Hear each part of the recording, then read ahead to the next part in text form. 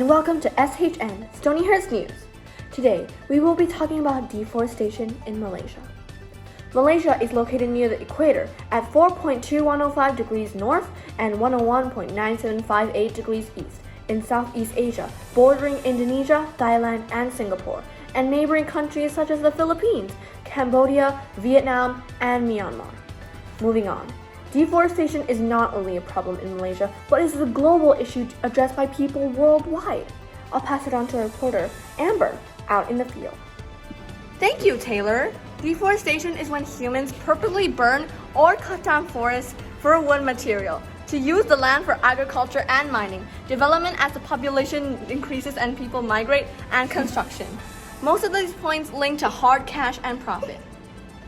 Consequently, the loss of trees and other vegetation leads to drastic climate change, especially since more greenhouse gases are going up into the atmosphere both by burning and by not enough trees absorbing the carbon dioxide. Desertification and soil erosion due to no trees shading the soil, which also leads to fewer crops as they cannot grow in these conditions. More frequent flooding due to the absence of tree roots absorbing excess water and collecting rainwater from leaves, and landslides because there won't be enough trees to hold the soil in place. But one of the impacts that cannot be ignored is the rapid decrease in the world's biodiversity. According to our recent estimations, the world is losing 137 species of plants, animals, and insects every day due to the deforestation. A terrible 50,000 species become extinct each year. One of the world's 3.2 million square miles of the planet rainforest. 2.1 are in the Amazon alone. Rainforests are home to more than half of the living species on the planet. Analysis revealed that the tropical rainforests are home to 62% of the terrestrial vertebrates, 21,092 species, despite covering only the 18% of the Earth's total land area. Animals are being hunted down and are dying because of the deforestation. So, Mr. Edwards, what do you personally think about deforestation? Well, the amazing thing Jane Goodall said, deforestation is changing our climate, harming people and the natural world. We can resolve this trend. We can find alternatives for deforestation. For example, net zero, which means cutting down a tree but planting another one in return. One of the causes and impacts of deforestation is palm oil plantations. Palm oil is found in 1 out of every 10 products, like bread, mascara, and ice cream, thus increasing demand as the population rises. Malaysia is the second largest producer of palm oil, beaten only by Indonesia by a few percent. Orangutans are a major victim of palm oil plantations, as after palm oil plantations are established, displaced starving orangutans are frequently killed in the most brutal ways. Adding to this, their habitats have been destroyed, and orangutans are labeled as critically endangered and may go extinct in the wild in less than 50 years. Dr. Dolfer, would you please provide the listeners with more information? Orangutans are now found in the only parts of Borneo and Sumatra, where else in the parts where they were found in other parts of the world. Borneo and Sumatra are now large producers of palm oil. Here are percentages of palm oil for countries worldwide. Indonesia with 51% of global palm oil, Malaysia at 37%, Thailand at 3%, Cambodia and Nigeria both at 2%. The rest of the world are at 5%. And the information that a global production of the palm oil around the world is 73.8 million metric tons.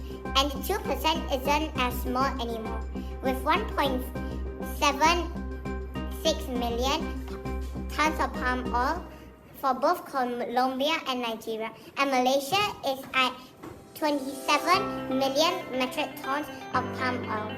That's a lot of palm oil. The good side is renewable alternative to oil. It has a long shelf life.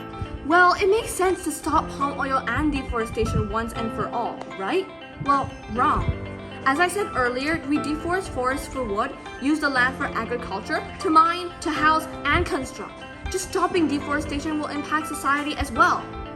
Sebastian, what's your input on this? 40% of palm oil in Malaysia is produced by smallholders like me, who rely on the industry to lift us out of poverty.